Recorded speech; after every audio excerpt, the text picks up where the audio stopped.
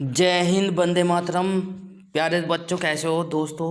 आप सभी का एक बार फिर से स्वागत करता हूँ। राम राम जी सभी को। तो प्यार साथियों, शुरू करते हैं आज का सेशन। पहला क्वेश्चन आपकी स्क्रीन पर आ चुका है। आज का हमारा 5,000 क्वेश्चन लेकर आया हूँ। 5,000। ठीक है, आज का हमारा दूसरा पार्ट है, सेकंड पार्ट है क्लास का। तो लेना ना भूले, 100 क्वेश्चन कराने वाला हूँ। जल्दी से फटाक से जुड़ जाए, क्लास को कर दीजिए लाइक और शेयर। तो शुरू करते हैं। उम्मीद करता हूँ कि आप सभी को क्लास हमारी अच्छी लगती होगी, और यदि कोई त्रुटि है तो प्लीज़ आप लोग कमेंट बॉक्स में ज़रूर बताएं। ठीक है। भारत में सफ़ेद क्रांति के जनक किसे कहा जाता है? भारत में सफ़ेद क्रांति के जनक किसे कहा जाता है? जल्दी से बताइए फटाक से। क्योंकि यूपी पुलिस में नीली क्रांति से संबंधित पूछा गया था। यूपी पुलिस में नीली क्रांति से संबंधित क्वेश्चन पूछा गया था। तो मैं चाहता हूं कि आप लोग सफ़ेद क्रांति को भी जान लें। राइट।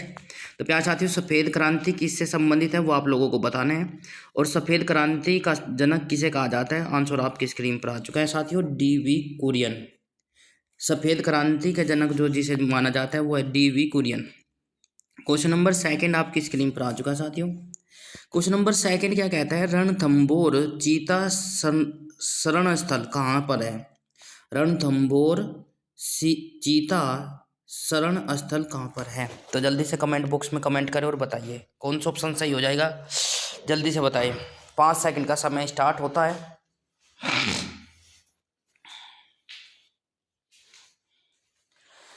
इसी के साथ समय समाप्त। तो आंसर आपकी स्क्रीन पर आ चुका है साथियों, राजस्थान में है। ठीक है।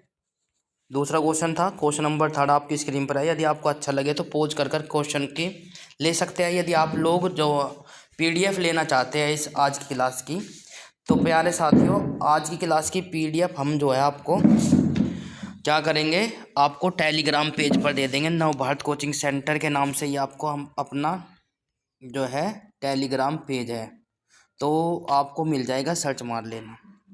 क्वेश्चन नंबर थर्ड आपकी स्क्रीन पर आ चुका है। भारत के किस राज्य में जनसंख्या घनत्व सर्वाधिक है? जल्दी से बताएं। समय समाप्त। इसी के साथ जनसंख्या का सबसे अधिक घनत्व कहाँ पर है? बिहार में है। राइट। इसी के साथ क्वेश्चन नंबर नेक्स्ट आपकी स्क्रीन पर आ चुका है। क्वेश्चन नंबर फोर्थ, ब्रह्मपुत्र नदी का उद्गम कहाँ से हुआ? ब्रह्मपुत्र नदी का उद्गम स्थान कहाँ पर है वो आप लोगों को बताना है। जल्दी से कमेंट करें और बताइए। तो इसी के साथ समय समाप्त। आपका आंसर आपकी स्क्रीन पर आ चुका है। तिब्बत में कैलाश पर्वत के पूर्वी ढाल से है। ब्रह्मपुत्र नदी का उद्गम स्थल कहाँ से? तिब्बत में कैलाश पर्वत पूर्वी ढाल से हुआ है। क्वेश्चन नंबर 5वां आपकी स्क्रीन पर आ चुका है साथियों।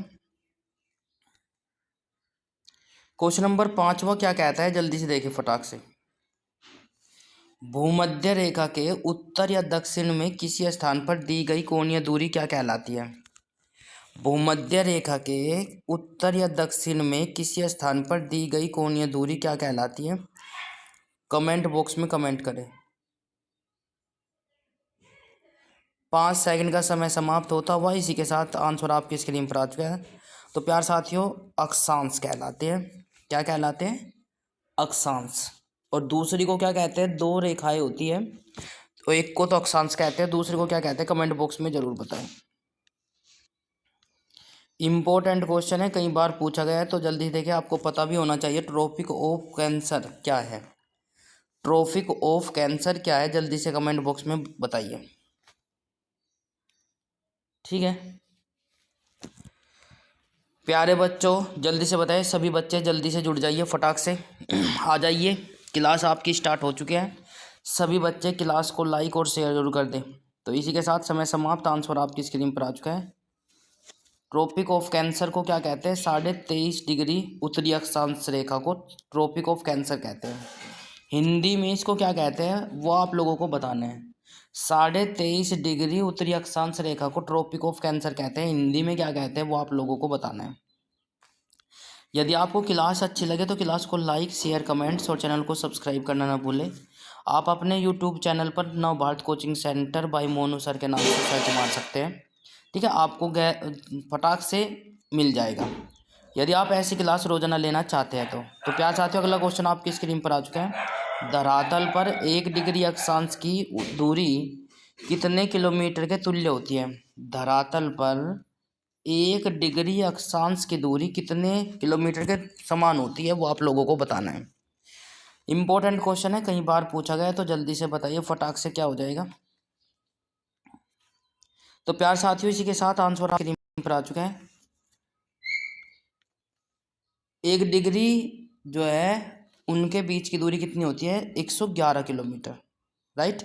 111 किलोमीटर है। एक धरातल पर 1 डिग्री अक्षांश की दूरी कितनी किलोमीटर के तुल्य होती है? तो प्यार साथियों 1 डिग्री के जो दूरी होती है अक्षांश की तो 111 किलोमीटर होती है। इसी के साथ क्वेश्चन नंबर नेक्स्ट आपकी स्क्रीन पर आ चुका है साथियों। क्वेश्चन नंबर क्या कहता है, जल्दी से देखिए।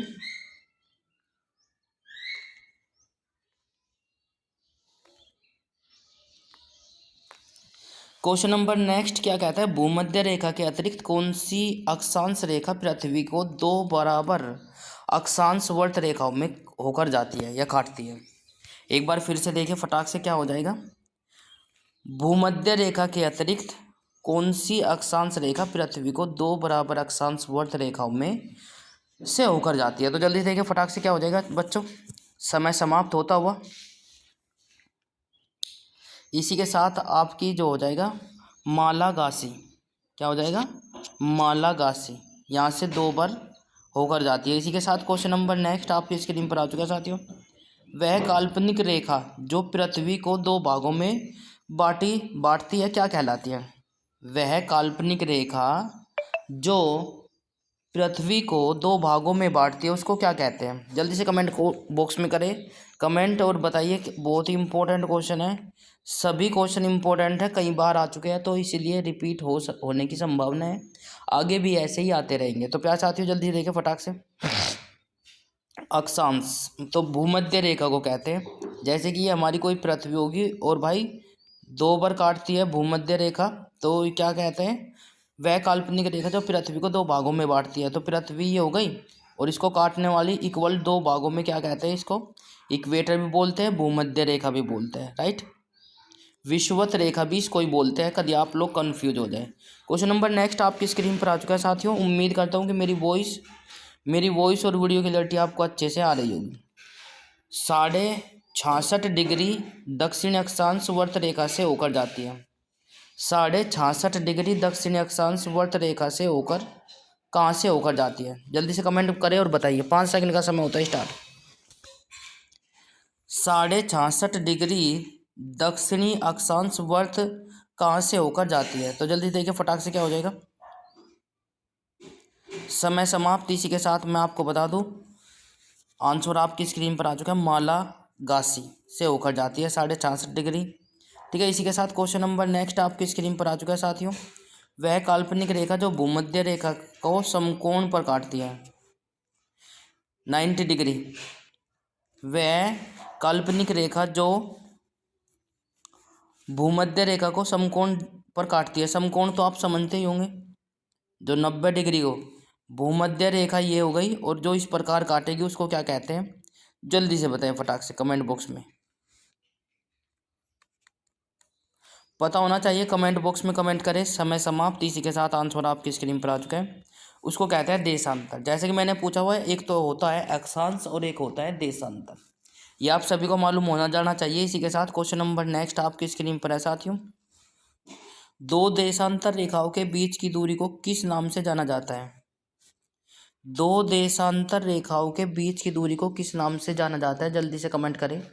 जितने बच्चे, जितने भाई, जितनी बहन हमारे साथ जुड़े हुए हैं, आप सभी का स्वागत है एक बार फिर से आपके अपने यूट्यूब चैनल में। और जल्दी से जुड़ जाइए, कॉपी पेन लेकर जरूर बैठे। देखो फॉर्मेलिटी पूरी नहीं करनी है, आप सभी को मालूम है कि मेहनत तो करनी पड़ेगी, वो चाहे किसी भी क्षेत्र में हो, ठीक है ना।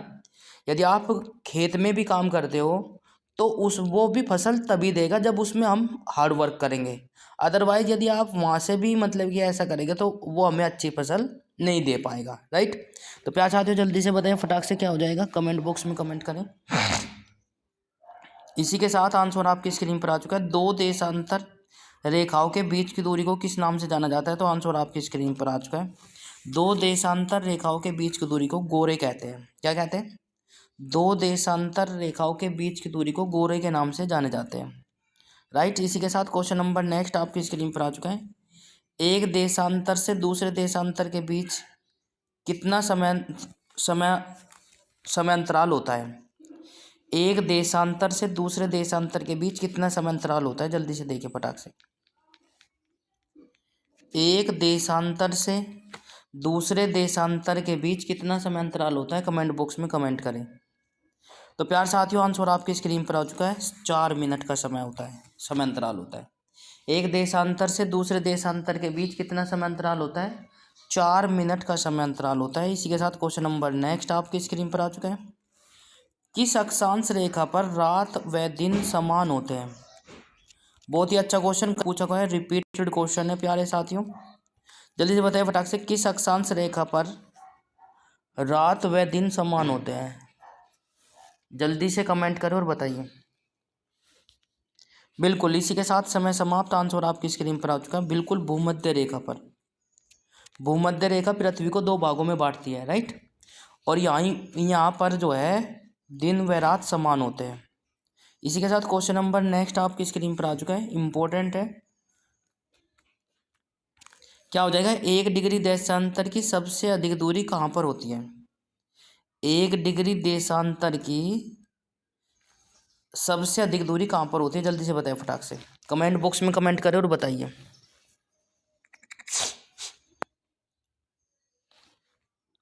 समय समाप्त। इसी के साथ आंसर आपकी स्क्रीन पर आ चुका है, विषुवत रेखा पर।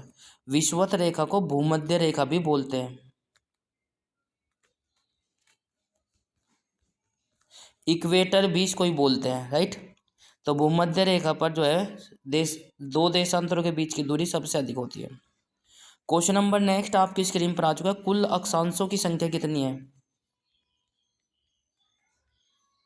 कुल अक्षांशों की संख्या कितनी है आप लोगों को पता होना चाहिए। समय समाप्त। इसी के साथ आंसर आपकी स्क्रीन पर आ चुका है, 180। कुल अक्षांशों की संख्या कितनी है? कुल अक्षांश जो है 180 है भाई। वेरी गुड, जो बच्चे 180 दे रहे हैं वो सही हो जाता है। कुल देशांतरों की संख्या कितनी है ये भी आप लोगों को पता होना चाहिए। कुल देशांतरों की संख्या कितनी है? जल्दी से कमेंट बॉक्स में कमेंट करें। जितने बच्चे, जितने भाई, जितने भी साथी जुड़े हुए हैं, लास्ट में ज़रूर बताएं कि कितने क्वेश्चन आपके सही हो पाए, कितने गलत। और कमेंट बॉक्स में ज़रूर बताएं कितने, यदि आप बीच में से क्लास को लेते हैं तो बीच में से ही काउंट करें, ठीक है। कितने क्वेश्चन आपने किए, अटेम्प्ट मतलब कि लिए हैं, और कितने आपने सही बताए हैं। तो जल्दी से देखिए फटाक से, क्या हो जाएगा? कुल देशांतरों की संख्या कितनी होती है? बिल्कुल आंसर आपकी स्क्रीन पर आ चुका है, 360। ठीक है, अक्षांश होती है 180 और देशांतर होते हैं 360। जो 360 दे रहे हैं वो सही हो जाता है। यदि आप मल्टीपल चॉइस क्वेश्चन भी लेना चाहते हैं, यदि आप मल्टीपल चॉइस क्वेश्चन के भी दीवाने हैं, तो आप लोग बिल्कुल घबराएं नहीं। शाम को 5 बजे आपकी मल्टीपल MCQ क्लास होती है, तो उसको भी लेना ना भूलें, राइट। तो प्यारे साथियों, अगला क्वेश्चन आपकी स्क्रीन पर है, विषुवत रेखा के समांतर काल्पनिक रेखाओं को क्या कहते हैं? विषुवत रेखाओं के समांतर काल्पनिक रेखाओं को क्या कहते हैं? जल्दी से कमेंट बॉक्स में कमेंट करें।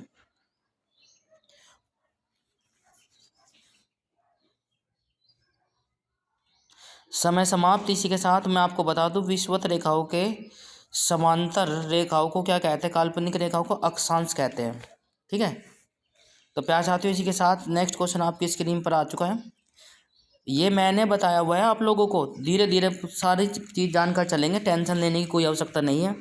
ये मेरा आपसे वादा है कि किसी भी एग्ज़ाम में बैठे आप लोग इससे बाहर नहीं जाने वाले हैं, क्योंकि हर चीज़ का एक सिलेबस होता है। उस सिलेबस से बाहर कोई भी चीज़ नहीं पूछी जाती। तो मैं आपको वही सिलेबस के अकॉर्डिंग एक कोई क्लास लेकर आया हूँ। तो आप सभी जल्दी से फटाक से जुड़ जाइए भाई। पृथ्वी के उत्तरी व दक्षिणी ध्रुव को मिलाने वाली रेखा क्या क्या कहलाती है? पृथ्वी को उत्तरी व दक्षिणी ध्रुव को मिलाने वाली रेखा को क्या कहते हैं? बता चुका हूँ मैं, ठीक है, पीछे बता चुका हूँ। यदि आपने हमने पिछली क्लास ली है पीछे, मतलब कि शुरुआत से क्लास ली है तो मैं पीछे बता चुका हूँ। तो प्यार साथियों जल्दी देखिए समय समाप्त। पृथ्वी के उत्तरी व दक्षिण ध्रुवों को मिलाने वाली रेखा को देशांतर कहते हैं। क्या कहते हैं? देशांतर। एक बार दोबारा से रिपीट कर देता हूँ। देखो ये हमारी क्यों है, पृथ्वी है, ठीक है। यदि पूछे इसको तो बोलेंगे भूमध्य रेखा जो पृथ्वी को दो भागों में बांटती है। यदि इसके समांतर कोई रेखा है इसको कहते हैं अक्षांश।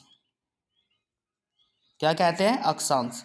यदि कोई भी रेखा इस प्रकार से जाती है तो प्यार साथियों इसको बोलते हैं देशांतर। क्या? देशांतर रेखा, राइट। और प्यारे साथियों यदि पूछा जाए कि देशांतर रेखाओं की कहाँ पर सबसे अधिक दूरी होती है तो वो होती है भूमध्य रेखा पर, राइट। इसी के साथ क्वेश्चन नंबर नेक्स्ट आपकी स्क्रीन पर आ चुका है साथियों। क्वेश्चन नंबर नेक्स्ट आपकी स्क्रीन पर क्या कहता है? प्रधान मध्याह्न रेखा किस स्थान पर होकर गुजरती है? प्रधान मध्याह्न रेखा किस स्थान से होकर गुजरती है? जल्दी से देखिए, फटाक से कमेंट बॉक्स में कमेंट करें। प्यारे साथियों आप सभी का प्यार हमें मिल रहा है उसके लिए बहुत बहुत धन्यवाद। और आपका सपोर्ट इस प्रकार से मिलता रहे ये मैं आपसे मतलब कि प्रभु से इच्छा करता हूँ। और आप ज़्यादा से ज़्यादा शेयर करें ताकि और बच्चे भी हमारे साथ जुड़ सकें। तो प्यारे साथियों ग्रीनविच कहते हैं उसको। क्या कहते हैं? ग्रीनविच। एक बार क्वेश्चन को दोबारा से रिपीट करता हूँ।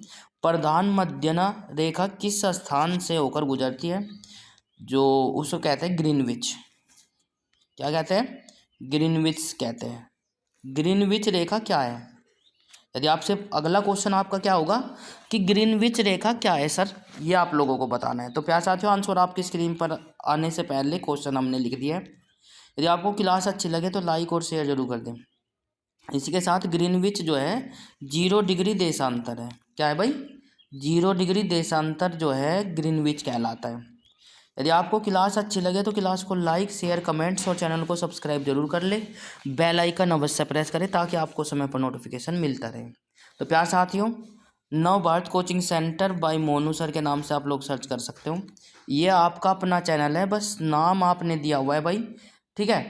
तो इसीलिए आप लोग ये ना समझे कि मेरा है ये, ठीक है। आपका अपना चैनल है, आप जैसे कहेंगे ऐसे ही हो जाएगा, कोई दिक्कत नहीं है, राइट। इसी के साथ क्वेश्चन नंबर नेक्स्ट आपकी स्क्रीन पर आ चुका है साथियों। पृथ्वी 1 घंटे में कितने देशांतर घूम जाती है? Most important. पृथ्वी 1 घंटे में कितने देशांतर घूम जाती है? जल्दी से बताएं फटाक से। पृथ्वी एक देशांतर अब 1 घंटे में कितने देशांतर घूम जाती है? तो समय समाप्त। इसी के साथ आंसर आपकी स्क्रीन पर आ चुका है 15 डिग्री। पृथ्वी जो है 1 घंटे में कितने देशांतर घूम जाती है? 15 डिग्री देशांतर घूम जाती है। आप लोगों को पता होना चाहिए। इसी के साथ क्वेश्चन नंबर नेक्स्ट आपकी स्क्रीन पर आ चुका है साथियों। दक्षिणी ध्रुव का अक्षांश क्या है? दक्षिणी ध्रुव का अक्षांश क्या है? जल्दी से बताएं फटाक से। दक्षिणी ध्रुव का अक्षांश क्या है? जल्दी से बताएं। बहुत अच्छे, बिल्कुल बिल्कुल शाबाश। तो प्यार साथियों आंसर आपकी स्क्रीन पर आ चुका है। दक्षिणी ध्रुव का अक्षांश क्या है? 90 डिग्री, ठीक है। दक्षिणी ध्रुव का अक्षांश क्या है? 90 डिग्री। तो प्यार साथियों आगे चलते हैं। अगला क्वेश्चन आपकी स्क्रीन पर आ चुका है, जल्दी से देखिए फटाक से क्या कहने वाला है। क्या कह रहा है क्वेश्चन? देखिए स्थानों के देशांतर में 1 डिग्री का अंतर होने पर उनके समय में कितना अंतर होगा? एक बार फिर से रिपीट कर दे रहा हूँ। दो स्थानों के देशांतरों में 1 डिग्री का अंतर होने पर उनके समय में कितना अंतर होगा? जल्दी से बताएं फटाक से क्या होने वाला है, जल्दी से बताएं। समय समाप्त होता हुआ। इसी के साथ 1 डिग्री का अंतर होने पर उनके समय में कितना अंतर आएगा? 4 मिनट का। ये मैं पहले भी बता चुका हूँ, इसीलिए आपको समय दिया जाता है ताकि आप लोग रिपीट क्वेश्चन को बता सकें, राइट। इसी के साथ क्वेश्चन नंबर नेक्स्ट आपकी स्क्रीन पर आ चुका है साथियों। विश्व का कौन सा नगर भूमध्य रेखा के सबसे निकट है? विश्व का कौन सा नगर भूमध्य रेखा के सबसे निकट है? इंपॉर्टेंट क्वेश्चन है, कई बार पूछा गया है। तो प्यार साथियों ऐसा कौन सा नगर है जो भूमध्य रेखा के सबसे निकट है?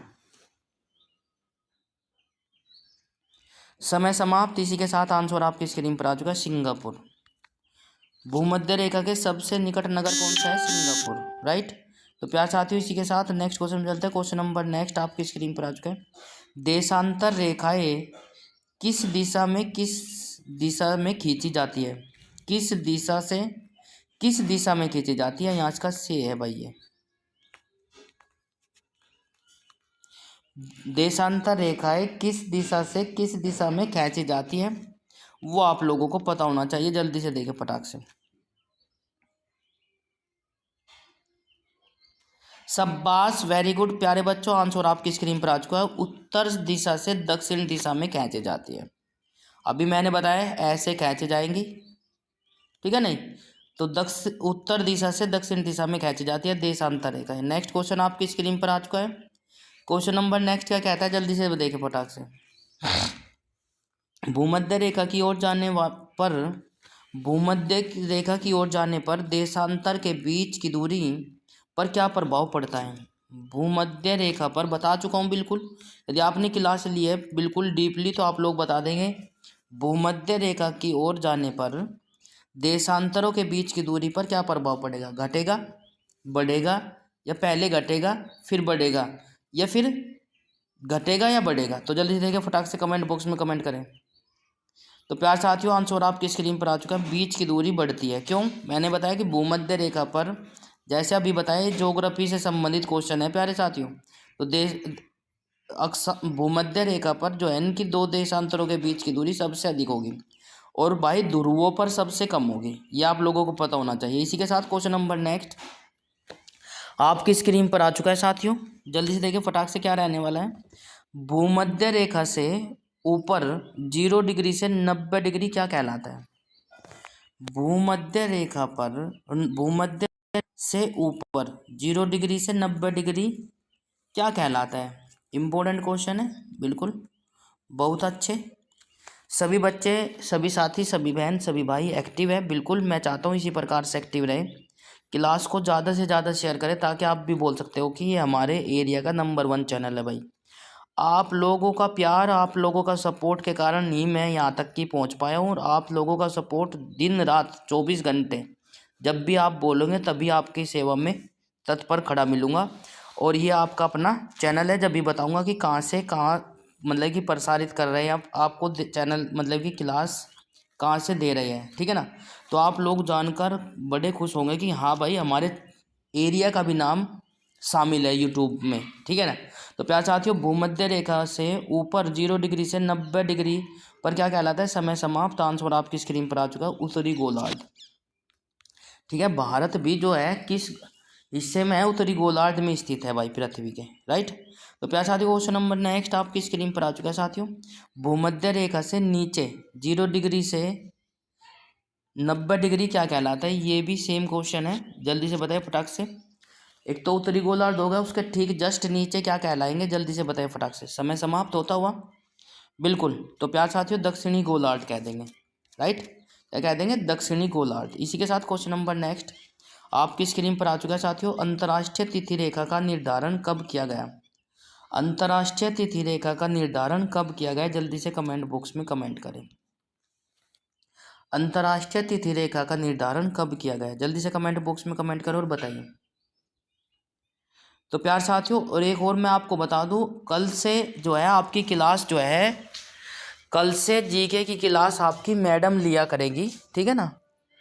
तो मैं आपको बता दूं, आपको मतलब कि जानकर बड़ी खुशी होगी कि हम जो है अब 1 से 2 टीचर आपकी क्लास लिया करेंगे, ठीक है। तो प्यार साथियों कल से मैं नहीं, आपकी मैम जो है क्लास लिया करेगी, ठीक है। तो अंतर्राष्ट्रीय तिथि रेखा का निर्धारण कब किया गया? जो जल्दी से देखें आंसर आपकी स्क्रीन पर आ चुका है साथियों। 1884 में। क्या कब किया गया? 1884 में अंतर्राष्ट्रीय रेखा का निर्धारण किया गया। इंपॉर्टेंट है। अंतर्राष्ट्रीय रेखा का निर्धारण कब किया गया? 1884 में। अगला क्वेश्चन आपकी स्क्रीन पर आ चुका है साथियों। क्या कहता है? अंतर्राष्ट्रीय तिथि रेखा किसे कहते हैं? इंपॉर्टेंट है। अंतर्राष्ट्रीय तिथि रेखा किसे कहते हैं? अंतर्राष्ट्रीय तिथि रेखा का निर्धारण कब किया गया? 1884 में। और अंतर्राष्ट्रीय तिथि रेखा किसे कहते हैं ये आप लोगों को पता होना चाहिए। तो प्यार साथियों मैं आपको बता दूं, अंतर्राष्ट्रीय तिथि रेखा किसे कहते हैं। आंसर आपकी स्क्रीन पर आ चुका है। जो 180 देशांतर को जो है अंतर्राष्ट्रीय तिथि रेखा कहते हैं। जो 180 देशांतर पर होती है, जो 180 देशांतर पर होती है उसे अंतर्राष्ट्रीय तिथि रेखा कहते हैं। क्वेश्चन नंबर नेक्स्ट आपकी स्क्रीन पर आ चुका है। अंतर्राष्ट्रीय तिथि रेखा के किसके सबसे निकट है? अंतर्राष्ट्रीय तिथि रेखा किसके सबसे निकट है? तो जल्दी से देखिए फटाक से क्या हो जाएगा बच्चों। अंतर्राष्ट्रीय तिथि रेखा किसके सबसे निकट है? तो जल्दी से कमेंट करो और बताइए। तो प्यारे साथियों जल्दी से कमेंट करो और बताइए। तो आंसर आपकी स्क्रीन पर आ चुका है। तो अंतर्राष्ट्रीय तिथि रेखा किसके सबसे निकट है? तो जल्दी से कमेंट बॉक्स में कमेंट करें। समय समाप्त। आंसर आपकी स्क्रीन पर आ चुका है साथियों, बिल्कुल सही जवाब। तो प्यार साथियों मैं आपको बता दूं 180 पूर्वी व पश्चिमी देशांतर के सबसे निकट है। ठीक है, अंतर्राष्ट्रीय तिथि रेखा किसके सबसे निकट है? 180 पूर्वी तथा पश्चिमी देशांतर के सबसे निकट है। इसी के साथ नेक्स्ट क्वेश्चन आपकी स्क्रीन पर आ चुका है। अंतर्राष्ट्रीय तिथि रेखा टेढ़ी मेढ़ी क्यों है? बिल्कुल, अंतर्राष्ट्रीय तिथि रेखा जो है कैसी है वो आप लोगों को पता होना चाहिए। वो टेढ़ी मेढ़ी है। क्यों है उसका रीजन हम आपको बताने वाले हैं। जल्दी से हमारे साथ बने रहिए। तो प्यार साथियों यदि आपको क्लास अच्छी लग रही है तो ज़्यादा से ज़्यादा शेयर जरूर करें ताकि और साथी और भाई और बहन भी हमारे साथ जुड़ सके। तो प्यार साथियों इसी के साथ नेक्स्ट आंसर आपकी स्क्रीन पर आ चुका। टेढ़ी मेढ़ी क्यों है? तो समय और तिथि के अंतर को समाप्त करने के लिए, समय और तिथि के अंतर को समाप्त करने के लिए टेढ़ी मेढ़ी है। अंतर्राष्ट्रीय तिथि रेखा जो है समय और तिथि के अंतर को समाप्त करने के लिए जो है क्या है? टेढ़ी मेढ़ी है। राइट। इसी के साथ क्वेश्चन नंबर नेक्स्ट आपकी स्क्रीन पर आ चुका है साथियों। क्वेश्चन नंबर नेक्स्ट क्या कहता है? जल्दी से देखें फटाक से क्या कहेगा। उत्तरी प्रशांत महासागर, उत्तरी प्रशांत महासागर में अंतर्राष्ट्रीय तिथि रेखा के विचलन का क्या कारण है? एक बार फिर से, उत्तरी प्रशांत महासागर में अंतर्राष्ट्रीय तिथि रेखा के विचलन का क्या कारण है? जल्दी से कमेंट बॉक्स में कमेंट करें। तो प्यारे बच्चों आंसर आपकी स्क्रीन पर आ चुका है। क्या कारण है? एलुसियन द्वीप समूह के कारण। ठीक है, एलुसियन द्वीप समूह के कारण यह। एक बार क्वेश्चन दोबारा से रिपीट कर देता हूँ क्योंकि थोड़ा सा क्वेश्चन कई बार पूछा गया और इम्पोर्टेंट है। आप लोगों से क्वेश्चन इसी प्रकार से पूछे जाएंगे कि आपको लगेगा तो प्रशांत महासागर से तो जाना पहचाना लग रहा है। राइट, पर यह क्वेश्चन पूरा है। उत्तरी प्रशांत महासागर में अंतर्राष्ट्रीय तिथि रेखा के विचलन का क्या कारण है? विचलन का क्या कारण है? एलुसियन द्वीप समूह कारण है उसका विचलन का। राइट, तो इसी के साथ क्वेश्चन नंबर नेक्स्ट आपकी स्क्रीन पर आ चुका है। यदि अंतर्राष्ट्रीय तिथि रेखा पर 12 बजे हो, यदि अंतर्राष्ट्रीय तिथि रेखा पर 12 बजे हो तो भारत का मानक समय क्या होगा? बिल्कुल, ये मैंने पिछली क्लास में आप लोगों को बताया था वन लाइनर की। जब 1000 क्वेश्चन दिए थे तो मैंने बताया था कि मानक समय जो है दूसरे देश, भारत का समय और दूसरों देशों का समय जो है मानक समय, वो मतलब कितने घंटे आगे है। जल्दी से कमेंट करें और बताइए, और बाकी का क्वेश्चन मैं आपको बताकर चलूँगा। राइट, अंतर्राष्ट्रीय तिथि रेखा पर 12 बजे हो तो भारत का मानक समय क्या होगा? तो प्यार साथियों आंसर आपकी स्क्रीन पर आ चुका है। बिल्कुल सही जवाब जो बच्चे आंसर दे रहे हो 5:30। क्यों? क्योंकि 5.5 घंटे जो है भारत का मानक समय आगे है, इसीलिए 5, यदि वहाँ पर 12 बजे होंगे तो भारत में जो है 5:30 का समय होगा। ठीक है, जैसा कि मैंने अभी आपको बताया है। तो क्वेश्चन नंबर नेक्स्ट आपकी स्क्रीन पर आ चुका है साथियों। पृथ्वी को कितने समय कटिबंधों में बांटा जा सकता है? पृथ्वी को कितने समय कटिबंधों में बांटा जा सकता है? जल्दी से देखिए फटाक से कमेंट बॉक्स में कमेंट करें। बहुत अच्छा क्वेश्चन है सब पास। तो प्यार साथियों जल्दी से देखिए फटाक से, कितने कटिबंधों में काटा जा सकता है? 24 में। राइट, कितने में काटा जा सकता है? 24 में। इसी के साथ क्वेश्चन नंबर नेक्स्ट आपकी स्क्रीन पर आ चुका है। भारत का मानक समय किस देशांतर से लिया गया है? भारत का मानक समय किस देशांतर से लिया गया है? कमेंट बॉक्स में कमेंट करें। बिल्कुल सही जवाब। तो आंसर आपकी स्क्रीन पर आ चुका है। तो भारत का मानक समय किस देशांतर से लिया गया है? 82.5 डिग्री पूरब से, 82.5 डिग्री पूरब से लिया गया है। राइट, यदि आपसे पूछा जाए कि भारत का मानक समय किस देशांतर से लिया गया है, 82 डिग्री पूरब से लिया गया है। नेक्स्ट क्वेश्चन आपकी स्क्रीन पर आ चुका है साथियों। भारत का मानक समय किस स्थान से लिया गया है? स्थान भी बताना है। यदि देशांतर पूछे तो 82.5 डिग्री पूरब से लिया गया है। यदि स्थान की बात करें, भारत का मानक समय किस स्थान से लिया गया है? जल्दी से कमेंट करें और बताइए, भारत का मानक समय किस स्थान से लिया गया है? तो प्यार साथियों, आंसर आपकी स्क्रीन पर आ चुका है, नैनी। इलाहाबाद के निकट एक नैनी नाम का स्थान है, वहां से लिया गया है, राइट। भारत का मानक समय जो है किस स्थान से लिया गया है? भारत में इलाहाबाद नाम का एक नगर है और वहाँ पर इलाहाबाद के निकट एक नैनी नाम का स्थान है, वहाँ से लिया गया है। तो क्वेश्चन नंबर नेक्स्ट आपकी स्क्रीन पर चलते हैं। क्वेश्चन नंबर नेक्स्ट आपकी स्क्रीन पर क्या कहता है? भारत के मानक समय और ग्रीनविच के मानक समय में कितना अंतर है? भारत के, ये मैं पहले भी बता चुका हूँ, अभी क्वेश्चन बता कर आया हूँ, जल्दी से देखिए। भारत के मानक समय और ग्रीनविच के मानक समय में कितने का अंतर है? कमेंट बॉक्स में कमेंट करें। कई बार पूछा गया है, तो आ जाना चाहिए आंसर। शाबाश, वेरी गुड। तो आज समय समाप्त। आंसर आपकी स्क्रीन पर आ चुका है, 5.5 घंटे का समय का अंतर है। भारत का मानक समय और ग्रीनविच के समय में कितने का अंतर है? 5.5 घंटे का। यदि पूछा जाए कि कौन सा समय आगे है, तो भारत का मानक समय आगे है, राइट। इसी के साथ क्वेश्चन नंबर नेक्स्ट आपकी स्क्रीन पर आ चुका है साथियों। भारत के सबसे पूर्वी व पश्चिमी स्थानों में कितनी बार विचलित होती है? भारत के सबसे पूर्वी व पश्चिमी स्थानों में कितनी बार विचलित होती है? तो प्यार साथियों, आंसर आपकी स्क्रीन पर आ चुका है, 4 बार। कौन? तिथि रेखा, राइट, 4 बार। तो इसी के साथ क्वेश्चन नंबर नेक्स्ट आपकी स्क्रीन पर आ चुका है साथियों। क्वेश्चन नंबर नेक्स्ट आपकी स्क्रीन पर आ चुका है, क्या होगा? पृथ्वी के 2 स्थानों की स्थिति के अनुदैर्ध्य, पृथ्वी की 2 स्थानों की स्थिति के अनुदैर्ध्य का अंतर 15 डिग्री है, तो स्थानीय समय में कितना अंतर होगा? एक बार फिर से, पृथ्वी के 2 स्थानों की स्थिति में अनुदैर्ध्य का अंतर 15 डिग्री है, तो स्थानीय समय में कितना अंतर होगा? कमेंट बॉक्स में कमेंट करें। तो जल्दी देखिए, फटाक से आंसर आपकी स्क्रीन पर आ चुका है साथियों। समय समाप्त। शाबाश, आंसर आपकी स्क्रीन पर आ चुका है, 1 घंटे का। कितने का होगा? 1 घंटे का। 1 घंटे में कितनी डिग्री होती है? 15 डिग्री चलती है, राइट। ग्रीनविच किस देश में है? ग्रीनविच किस देश में है? जल्दी से बताएं फटाक से, बहुत ही अच्छा क्वेश्चन है, ठीक है। ग्रीनविच किस देश में है? जल्दी से कमेंट बॉक्स में कमेंट करें। शाबाश, वेरी गुड। सभी बच्चे, जितने बच्चे हमारे साथ जुड़े हुए हैं, एक बार लाइक तो बनता है बॉस। तो मैं चाहता हूँ कि प्लीज़ लाइक तो कर दिया करें सभी यार, इतनी मेहनत लगती है, तो आप सभी कंजूसी बरतते हो, है ना। तो ग्रीनविच किस देश से लिया गया है? समय समाप्त। तो यूनाइटेड किंगडम से लिया गया है। कहाँ से? United kingdom, UK. UK Uttarakhand नहीं भाई, यूके यूनाइटेड किंगडम भी बोलते हैं, राइट। इसी के साथ क्वेश्चन नंबर नेक्स्ट आपकी स्क्रीन पर आ चुका है साथियों। क्या हो जाएगा? क्वेश्चन नंबर नेक्स्ट क्या कहता है? जल्दी से देखें।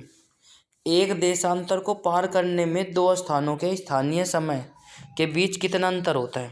एक देशांतर को पार करने में 2 स्थानों के स्थानीय समय के बीच कितना अंतर होता है? कमेंट बॉक्स में कमेंट करें। बिल्कुल, बहुत अच्छे। सभी बच्चे जो है, सभी साथी बहुत अच्छा वर्क कर रहे हैं, तो मैं चाहता हूँ प्लीज़ आप लोग कमेंट करें इसी के साथ। तो प्यार साथियों, इसी के साथ समय आंसर आपकी स्क्रीन पर आ चुका है। कितना अंतर होता है? 4 मिनट का, ठीक है। कितने का अंतर होता है? 4 मिनट का। क्लास कैसी लगी कमेंट बॉक्स में ज़रूर बताएं। यदि आपको अच्छी लगे तो नवभारत कोचिंग सेंटर आपके चैनल का नाम है, आपका अपना चैनल है, तो आप लोग इसको सब्सक्राइब कर लीजिए, क्योंकि एजुकेशन से संबंधित यदि कोई भी प्रॉब्लम है तो आप लोग प्लीज़ बताइए, ठीक है। एजुकेशन से संबंधित, चाहे वो 12वीं क्लास की हो, चाहे वो बीए की हो, चाहे बीएससी की हो, चाहे एमएससी की हो, चाहे एमए की हो, चाहे एमफिल की, चाहे पीएचडी की, राइट। तो आप लोग बता सकते हो, कोई दिक्कत नहीं है, टेंशन लेने की कोई आवश्यकता नहीं है। नवभारत कोचिंग सेंटर आपकी सेवा में 24 आवर्स तत्पर रहेगा, राइट। तो प्यार साथियों, जल्दी से देखिए फटाक से। क्वेश्चन नंबर नेक्स्ट आपकी स्क्रीन पर आ चुका है। संपूर्ण विश्व का परमाणिक समय क्या है? जल्दी से बताएं फटाक से। संपूर्ण विश्व का परमाणिक समय क्या है? जल्दी से कमेंट करें। तो आंसर आपकी स्क्रीन पर आ चुका है। संपूर्ण विश्व का परमाणिक क्या है? 0 डिग्री देशांतर। क्या है? 0 डिग्री देशांतर। इसी के साथ क्वेश्चन नंबर नेक्स्ट आपकी स्क्रीन पर आ चुका है साथियों। क्या कहता है, जल्दी से देखिए फटाक से। पूरब से पश्चिम की ओर जाने वाले जहाज तिथि रेखा को पार करने में अपना कैलेंडर कितने दिन आगे कर लेते हैं। इम्पोर्टेंट क्वेश्चन है भाई, बिल्कुल। यदि आप पूरब से पश्चिम की ओर जहाज में जा रहे हैं तो अपने जहाज में बैठे जो है व्यक्ति या जहाज वाले तिथि रेखा को पार करने में अपना कैलेंडर कितने दिन आगे कर लेते हैं। जल्दी देखिए फटाक से, समय समाप्त। आंसर आपकी स्क्रीन पर आ चुका है, 1 दिन आगे कर लेंगे, राइट। कितने दिन आगे कर लेंगे, 1 दिन आगे। इसी के साथ क्वेश्चन नंबर नेक्स्ट आपकी स्क्रीन पर आ चुका है साथियों। जल्दी देखिए, 24 घंटे में सूर्य के सामने कितना देशांतर गुजरते हैं। 24 घंटे में सूर्य के सामने कितने देशांतर गुजरते हैं, कमेंट बॉक्स में कमेंट करें। शाबाश, वेरी गुड। प्यारे बच्चों, यदि कोई त्रुटि हो जाती है तो उसके लिए क्षमा प्रार्थी हूँ, प्लीज़, ठीक है। और कोशिश करेंगे, आप सभी का सपोर्ट रहेगा तो, क्योंकि कोई भी आदमी बिना गलती किए सीखता नहीं है। तो इसीलिए थोड़ी सी गलती, यदि कोई भी त्रुटि हो जाती है तो उसे माफ़ कर, छोटा समझकर माफ़ कर देना। और आप लोग कमेंट बॉक्स में बताइए कि सर ये गलती हो पाई है या भैया ये गलती हो पाई है, तो आप लोगों का संशोधन कर दिया जाएगा, राइट। तो प्यार साथियों, प्लीज़, हो सकता है कभी कभी हो जाता है, ज़रूरी नहीं है कि छोटों से गलती हो, बड़ों से भी हो जाती है, राइट। 24 घंटों में सूर्य के सामने कितने देशांतर गुजरते हैं, समय समाप्त। आंसर आपकी स्क्रीन पर आ चुका है साथियों, 24 घंटे में 360 देशांतर गुजरते हैं। क्यों? क्योंकि देशांतरों की संख्या ही टोटल 360 होती है, अक्षांशों की संख्या कितनी होती है, 180, राइट। इसी के साथ क्वेश्चन नंबर नेक्स्ट आपकी स्क्रीन पर आ चुका है साथियों। क्वेश्चन नंबर नेक्स्ट क्या कहता है, जल्दी से देखिए फटाक से। अंतर्राष्ट्रीय तिथि रेखा किस सागर से गुजरती है। अंतर्राष्ट्रीय तिथि रेखा किस सागर से गुजरती है, जल्दी से कमेंट बॉक्स में कमेंट करें उस सागर का नाम। बिल्कुल, समय समाप्त। इसी के साथ आंसर आपकी स्क्रीन पर आ चुका है। तो प्यारे साथियों, अंतर्राष्ट्रीय तिथि रेखा जो है किस सागर से गुजरती है, अंटार्कटिक सागर एवं प्रशांत सागर दोनों से गुजरती है। अंटार्कटिक सागर व प्रशांत सागर दोनों से गुजरती है। क्वेश्चन नंबर नेक्स्ट आपकी स्क्रीन पर आ चुका है साथियों। विश्व को कितने समय जोन में विभाजित किया गया है। विश्व को कितने समय जोन में विभाजित किया गया है, बहुत ही अच्छा क्वेश्चन है। जल्दी से देखिए, एग्जाम से पहले देखकर जरूर जाए। और यदि आपको एग्जाम में भी नहीं आते हैं क्वेश्चन, 1% मान लीजिए कि एग्जाम में भी नहीं आता है, तो यार एक बात बताइए बच्चों आप, कि आपको भाई सीखने को तो मिलेगा कुछ। यदि आपको मतलब कि एग्जाम में नहीं आते तो आपको सीखने को तो मिलेगा। आप लोग बता सकते हो कि भाई विश्व को कितने समय जोन में विभाजित करती है। तो जल्दी देखें, 24 जोन में विभाजित किया गया है, राइट। कितने जोन में विभाजित किया गया है, 24 में। आंसर आपकी स्क्रीन पर आ चुका है साथियों। क्वेश्चन नंबर नेक्स्ट आपकी स्क्रीन पर है, भारत को किस समय जोन में रखा गया है। भारत को किस समय जोन में रखा गया है, जल्दी से बताइए फटाक से। भारत जो है, इंडिया को किस समय जोन में रखा गया है, कमेंट बॉक्स में कमेंट करें। आंसर आपकी स्क्रीन पर आ चुका है, समय जोन फर्स्ट में रखा गया है। किस समय जोन में रखा गया है, समय जोन फर्स्ट में रखा गया है, बिल्कुल। तो प्यार साथियों, जल्दी से देखिए फटाक से क्या हो जाएगा। नेक्स्ट क्वेश्चन आपकी स्क्रीन पर है साथियों। क्वेश्चन नंबर नेक्स्ट आपकी स्क्रीन पर है, किस स्थान पर प्रमाणिक समय व स्थानीय समय समान है। किस स्थान पर प्रमाणिक समय व स्थानीय समय समान है, जल्दी से कमेंट बॉक्स में कमेंट करो और बताइए। इसी के साथ आंसर आपकी स्क्रीन पर आ चुका है साथियों। प्रमाणिक समय और स्थानीय समय समान है।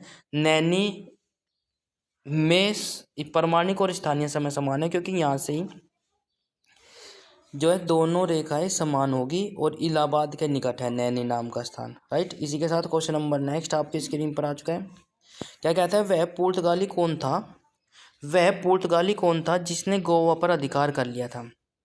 देखो, ये जो थे, ये अक्षांश देशांतर से संबंधित कोई भी यदि क्वेश्चन आ जाता है तो प्यारे बच्चों, इससे बाहर नहीं जाने वाला है, ये मैं आपसे वादा करता हूँ।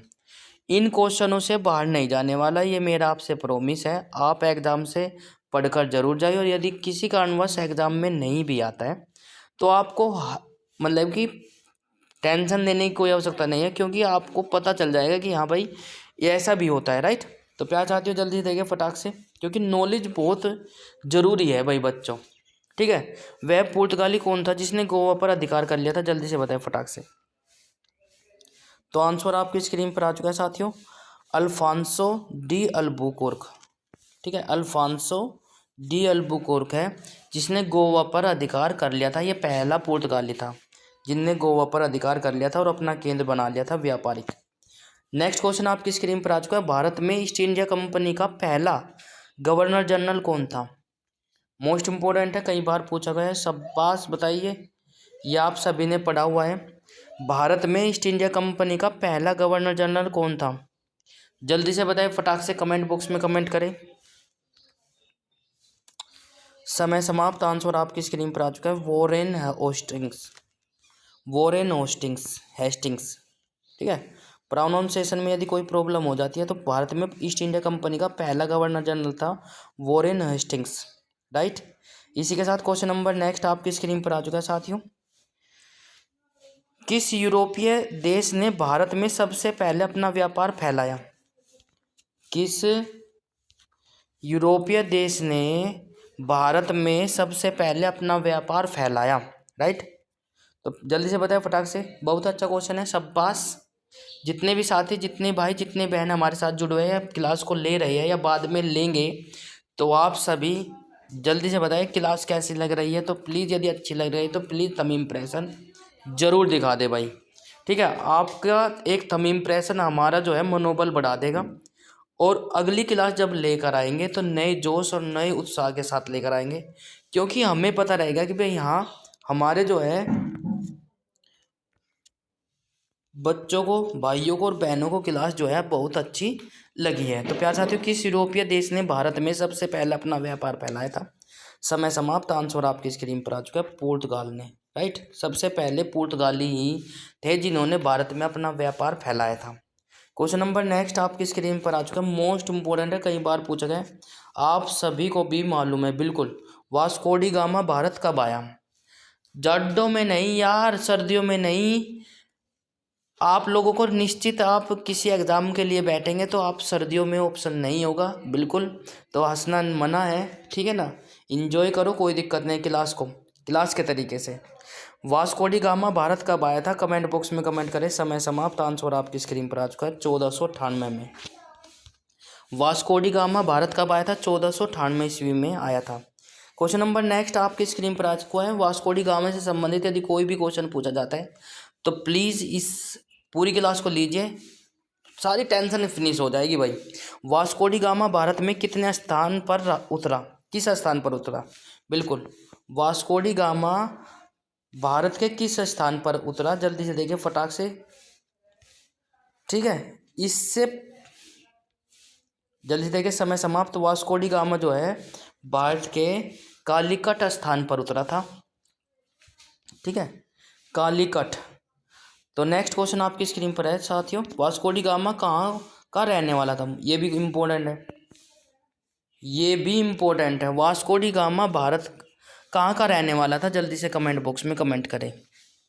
वास्को डी गामा कहाँ का रहने वाला था, जल्दी से बताइए फटाक से। तो आंसर आपकी स्क्रीन पर आ चुका है, पुर्तगाल, ठीक है बच्चों, पुर्तगाल। जो पुर्तगाल दे रहे हैं बिल्कुल सही जवाब प्यारे साथियों, बिल्कुल। इसी के साथ क्वेश्चन नंबर नेक्स्ट आपकी स्क्रीन पर आ चुका है, बहुत सारे बच्चे हमारे साथ जुड़े हुए क्लास को ले रहे हैं, तो प्लीज़ आप सभी का प्यार इसी प्रकार से मिलता रहे, बिल्कुल आप सभी का प्यार और सपोर्ट की आवश्यकता है भाई। किस अंग्रेज ने सम्राट जहांगीर के दरबार में आकर भेंट की थी, किस अंग्रेज ने सम्राट जहांगीर के दरबार में आकर भेंट की थी, ठीक है। तो जल्दी से बताएं फटाक से, समय समाप्त, शाबाश। तो प्यारे साथियों, आंसर आपकी स्क्रीन पर आ चुका है, सर थॉमस रो, ठीक है, थॉमस मुनरो कुछ करके इसका नाम था। ये थोड़ा सा टाइपिंग में थोड़ी गलती हो गई तो आप लोग कर लेना, राइट।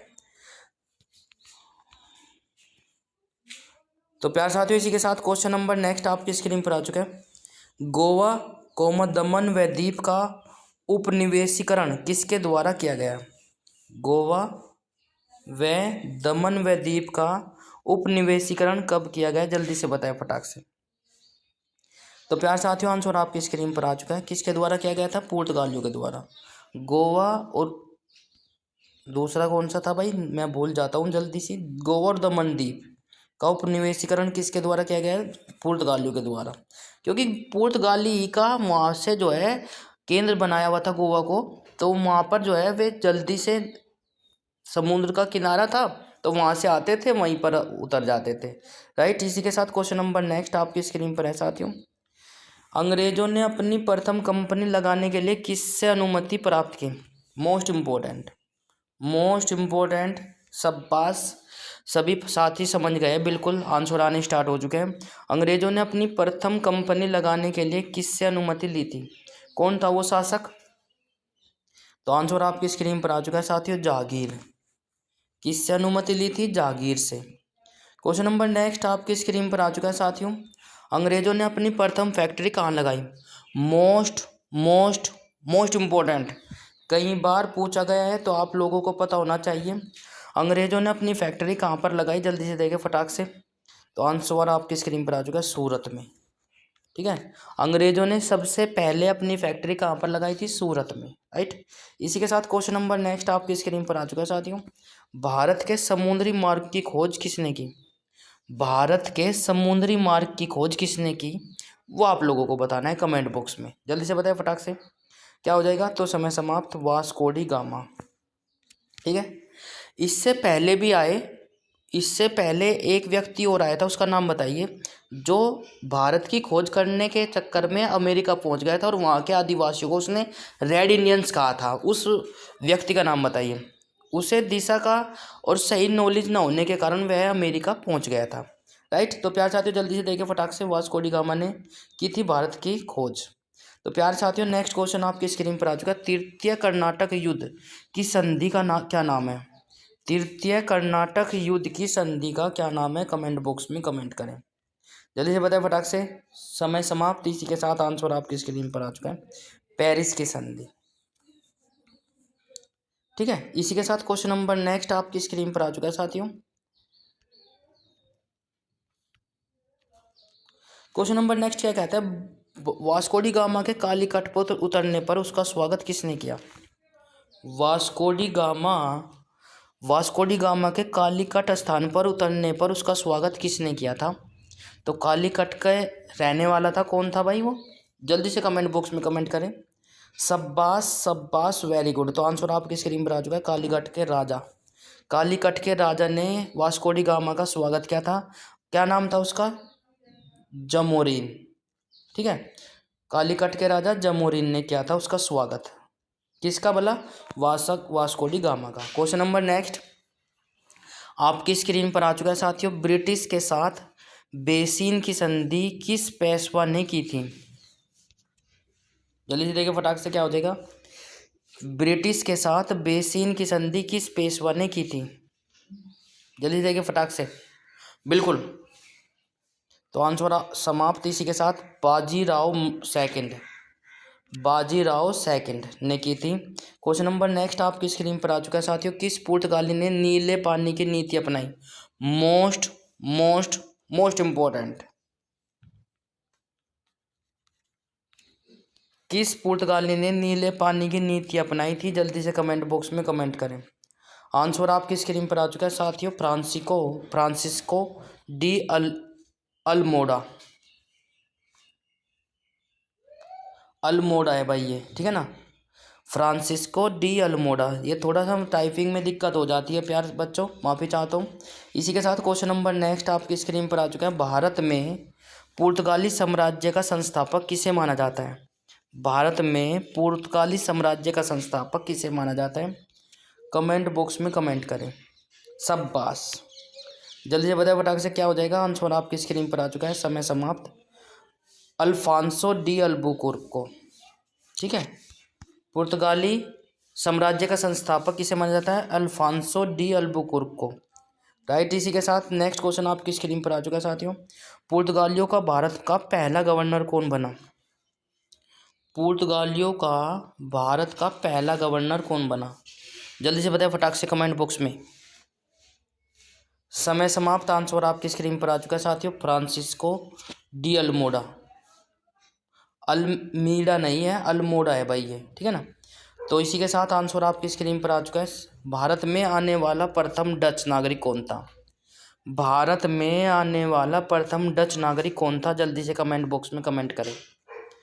भारत में आने वाला प्रथम डच नागरिक कौन था? जल्दी से देखें। कर्नेलिस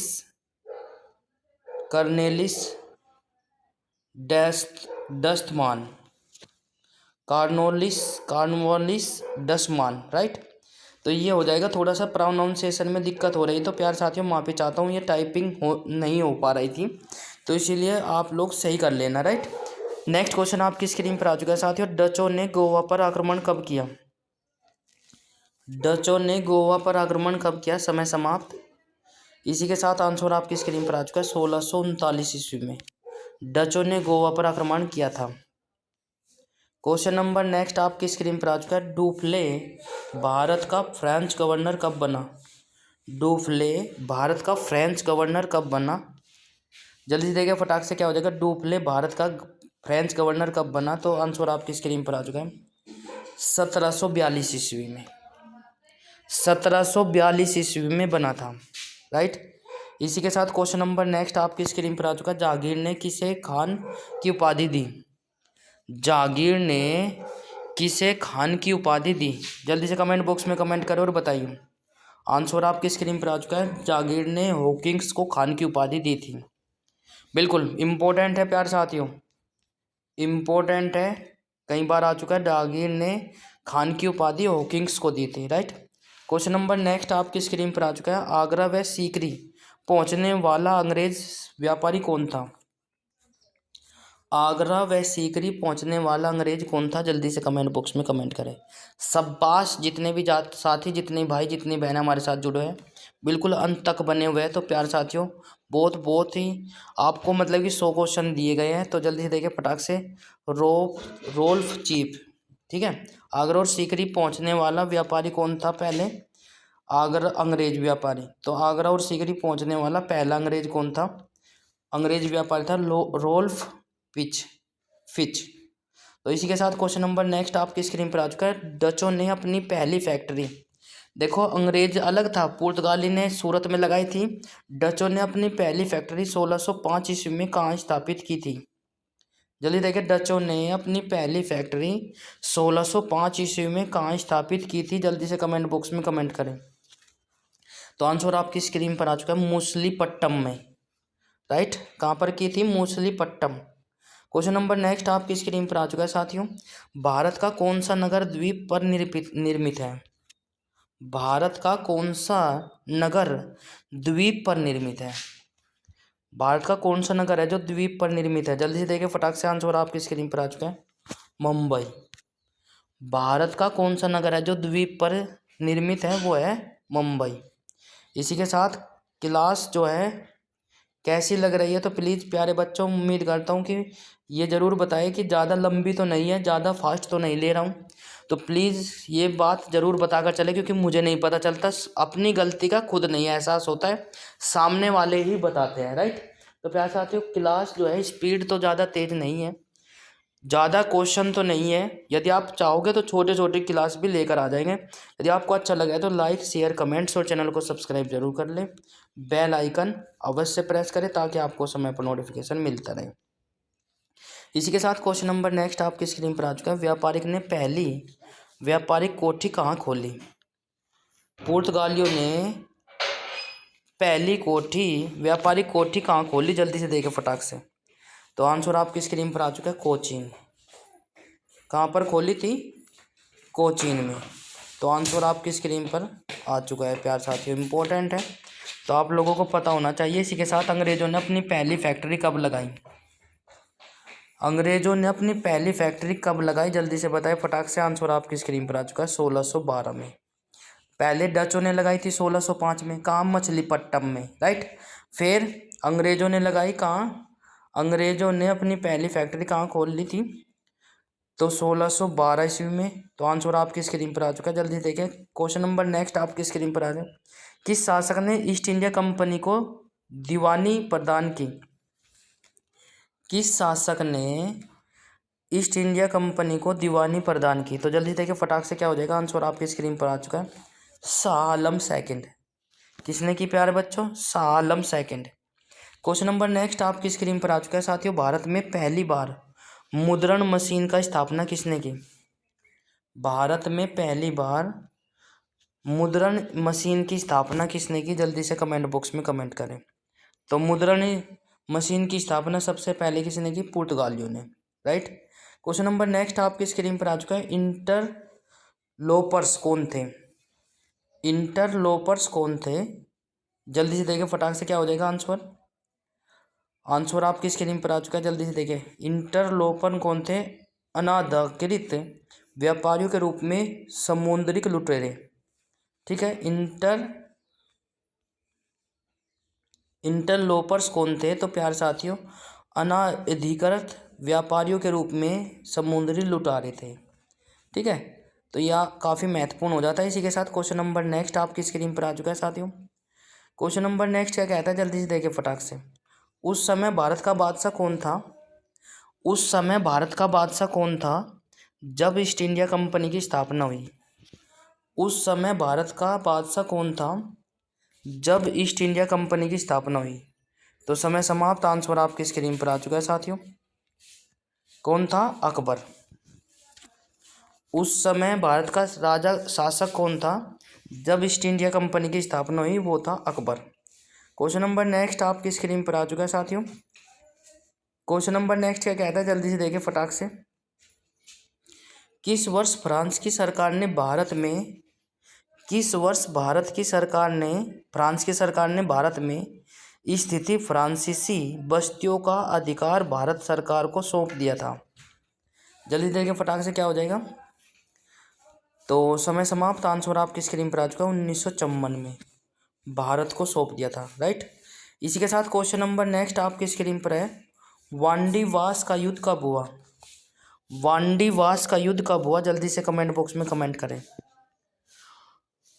बिल्कुल समय समाप्त। इसी के साथ आंसर आपकी स्क्रीन पर आ चुका है, वांडीवास का युद्ध 1760 में हुआ। वांडीवास का युद्ध कब हुआ? 1760 में। क्वेश्चन नंबर नेक्स्ट आपकी स्क्रीन पर आ चुका है साथियों। क्वेश्चन नंबर नेक्स्ट आपकी स्क्रीन पर है, प्रशासनिक अव्यवस्था प्रशासनिक अव्यवस्था के आधार पर डलहौजी ने कौन सी राज्य ब्रिटिश साम्राज्य में मिलाया था? प्रशासनिक अव्यवस्था के आधार पर डलहौजी ने कौन सा राज्य ब्रिटिश साम्राज्य में मिलाया था?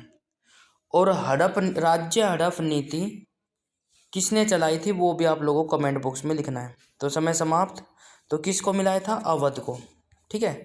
किसको मिलाया था भाई? डलहौजी ने अवध को। क्वेश्चन नंबर नेक्स्ट आपकी स्क्रीन पर आ चुका है साथियों, भारत में आधुनिक शिक्षा प्रणाली की नींव कब पड़ी? भारत में आधुनिक शिक्षा प्रणाली की नींव कब पड़ी? जल्दी से कमेंट बॉक्स में कमेंट करें। तो इसी के साथ आंसर आपकी स्क्रीन पर आ चुका है, 1835 में भारत में आधुनिक शिक्षा की नींव कब पड़ी? 1835 में। क्वेश्चन नंबर नेक्स्ट आपकी स्क्रीन पर है साथियों, कई बार आ चुका है ये भी। तो प्यार साथियों, आंसर क्या है? क्वेश्चन इंपॉर्टेंट है। भारत में डाक टिकट किसने आरंभ किया? भारत में डाक टिकट किसने आरंभ किया था? जल्दी से बताएं फटाक से। तो प्यार साथियों, आंसर आपकी स्क्रीन पर आ चुका है, भारत में डाक टिकट जो है सबसे पहले लॉर्ड डलहौजी ने शुरू किया था। भारत में डाक टिकट किसने शुरू किया था? लॉर्ड डलहौजी ने। क्वेश्चन नंबर नेक्स्ट आपकी स्क्रीन पर आ चुका है, अवध के श्वेत राज्य की संस्थापक कौन था? अवध के श्वेत राज्य की संस्थापक कौन था? का है ये, राइट। अवध के श्वेत राज्य का संस्थापक कौन था? जल्दी से देखिए। समय समाप्त, आंसर आपकी स्क्रीन पर आ चुका है साथियों, सादत खां बुरहान उन मुल्क था, जिन्होंने अवध का संस्थापक कहा जाता है, ठीक है जिन्हें। नेक्स्ट क्वेश्चन आपकी स्क्रीन पर आ चुका है, सुरक्षा प्रकोष्ठ नीति किससे संबंधित है? सुरक्षा प्रकोष्ठ नीति किससे संबंधित है? जल्दी से बताइए फटाक से कमेंट बॉक्स में कमेंट करें। सुरक्षा प्रकोष्ठ नीति किससे संबंधित है? समय समाप्त। जल्दी से बताएं फटाक से, आंसर आपकी स्क्रीन पर आ चुका है, वॉरेन हेस्टिंग्स से संबंधित है। सुरक्षा प्रकोष्ठ नीति किससे संबंधित है? वॉरेन हेस्टिंग से संबंधित है, राइट। इसी के साथ क्वेश्चन नंबर नेक्स्ट आपकी स्क्रीन पर आ चुका है साथियों। क्वेश्चन नंबर नेक्स्ट क्या कहता है? किस भारतीय को रॉबर्ट क्लाइव ने बिहार की दीवान बनाया? किस भारतीय को रॉबर्ट क्लाइव ने बिहार की दीवान बनाया? तो जल्दी देखें, राजा सीताबराय, राजा सीताबराय ने, राइट। इसी के साथ क्वेश्चन नंबर नेक्स्ट आपकी स्क्रीन पर है साथियों।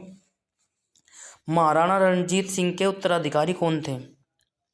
महाराणा रणजीत के उत्तराधिकारी कौन थे? जल्दी से बताएं फटाक से। बहुत अच्छे, बिल्कुल शाबाश। इसी के साथ आंसर आपकी स्क्रीन पर आ चुका है। महाराणा रणजीत के उत्तराधिकारी खड़क सिंह थे। इसी के साथ क्वेश्चन नंबर नेक्स्ट आपकी स्क्रीन पर आ चुका है। मोस्ट इम्पोर्टेंट स्थायी बंदोबस्त का सिद्धांत किसने दिया? स्थायी बंदोबस्त का सिद्धांत किसने दिया था? कमेंट बॉक्स में कमेंट करें। बिल्कुल समय समाप्त। आंसर आपकी स्क्रीन पर आ चुका है। स्थायी बंदोबस्त का सिद्धांत जो दिया था वो कॉर्नवालिस ने दिया था, लॉर्ड कॉर्नवालिस ने। स्थायी बंदोबस्त का सिद्धांत किसने दिया था? लॉर्ड कॉर्नवालिस ने दिया था। नेक्स्ट क्वेश्चन आपकी स्क्रीन पर आ चुका है। सहायक संधि प्रणाली के जनक कौन थे? सहायक संधि प्रणाली के जनक कौन थे? जल्दी से कमेंट बॉक्स में कमेंट करें। बिल्कुल समय समाप्त। इसी के साथ आंसर आपकी स्क्रीन पर आ चुका है। सहायक संधि के जो है लॉर्ड वेलेजली। सहायक संधि प्रणाली के जनक किसे कहा जाता है? सहायक संधि प्रणाली के जनक जो है लॉर्ड वेलेजली को कहा जाता है।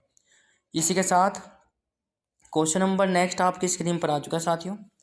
महारानी विक्टोरिया का घोषणा पत्र किसने पढ़कर सुनाया? ये भी इम्पोर्टेंट है, मोस्ट इम्पोर्टेंट। महारानी विक्टोरिया का घोषणा पत्र किसने पढ़कर सुनाया था? जल्दी से बताएं फटाक से। बिल्कुल, तो समय समाप्त। आंसर आपकी स्क्रीन पर आ चुका है। महारानी विक्टोरिया का घोषणा पत्र लॉर्ड कैनिंग ने पढ़कर सुनाया था, लॉर्ड कैनिंग ने। नेक्स्ट क्वेश्चन आपकी स्क्रीन पर आ चुका है। रणजीत सिंह किस मिसाल से संबंधित है?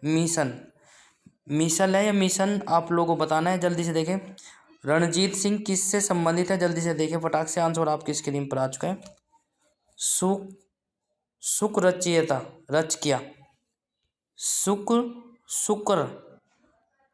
शुक्रचिया से संबंधित है। तो प्यार साथियों, प्रोनाउंसिएशन में दिक्कत हो जाती है थोड़ी सी कभी कभी, तो आप लोग कर लेना। तो प्यार साथियों, नेक्स्ट क्वेश्चन आपकी स्क्रीन पर आ चुका है। किसने अपनी राजधानी मुर्शिदाबाद से मुंगेर स्थापित की? जल्दी देखिए फटाक से। किसने अपनी राजधानी मुर्शिदाबाद से मुंगेर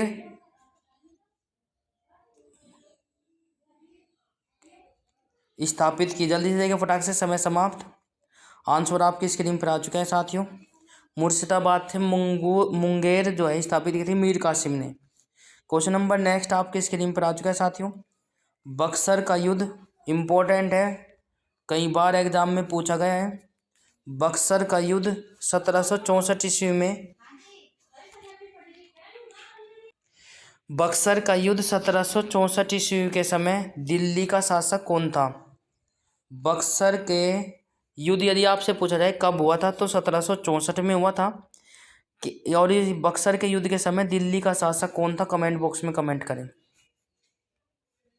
समय समाप्त। आंसर आपकी स्क्रीन पर आ चुका है। शाह आलम सेकंड।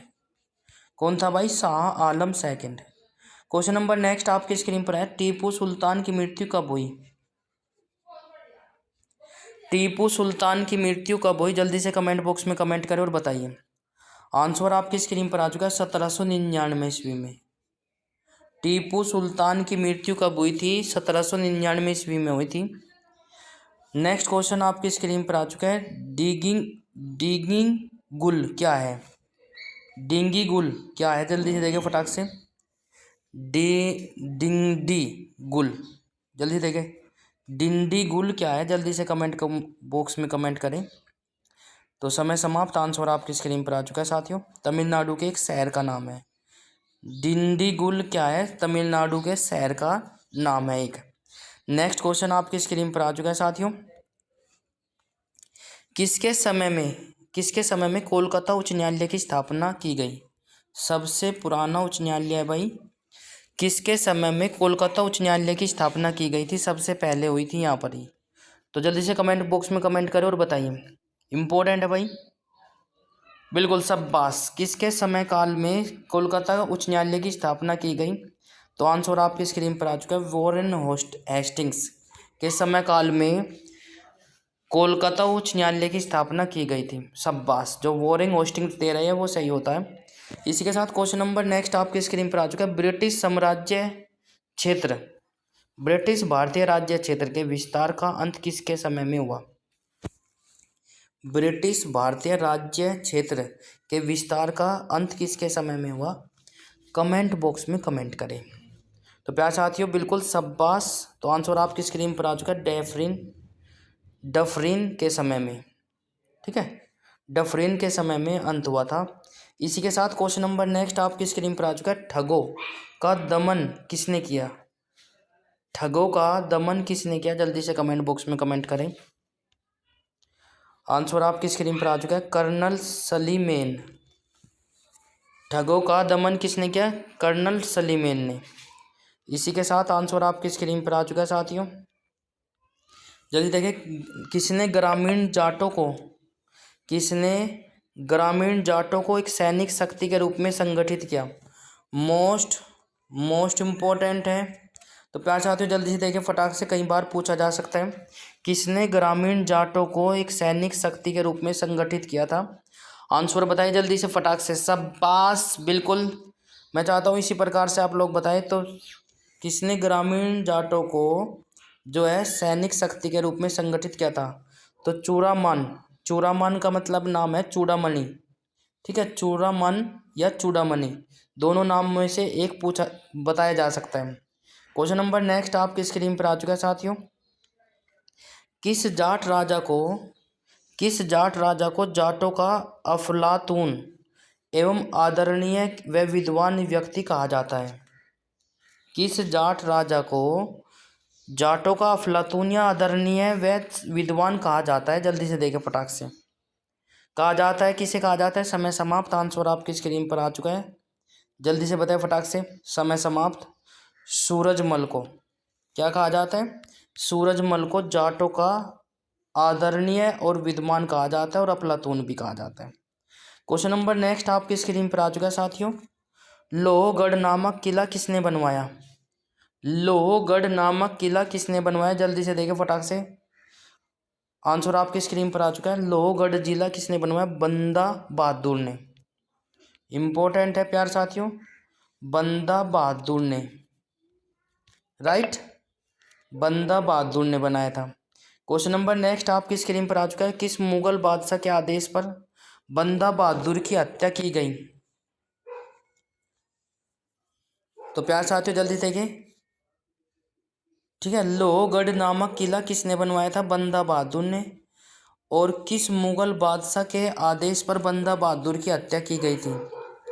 जल्दी देखें, आंसर आपकी स्क्रीन पर आ चुका है साथियों, फारूक सियार के आदेश पर। फारूक सियार जो है मुगल बादशाह था जिसके आदेश पर बंदा बहादुर की हत्या की गई थी। तो यह आज का हमारा अंतिम क्वेश्चन था। तो प्यार साथियों क्लास काफ़ी इम्पोर्टेंट है, तो आप लोग पूरा लें और क्लास कैसी लगी कमेंट बॉक्स में ज़रूर बताएं। तो प्यार साथियों यदि अच्छी लगी है तो अपने चैनल नवभारत कोचिंग सेंटर को सब्सक्राइब कर ले और बेल आइकन अवश्य प्रेस करें। जो पहली बार विजिट कर रहे हैं पहले क्लास को ले, और बाद में यदि आपको अच्छा लगे तो चैनल को सब्सक्राइब जरूर कर ले, बेल आइकन अवश्य प्रेस करें और समय पर नोटिफिकेशन मिलता रहेगा। ठीक है, तो थैंक यू, धन्यवाद बहुत बहुत। आप सभी का सपोर्ट और आप सभी के प्यार के कारण ही हम यहाँ पर पहुँच पाए। तो प्यार साथियों आप सभी का प्यार और सपोर्ट मिलता रहेगा आगे भी।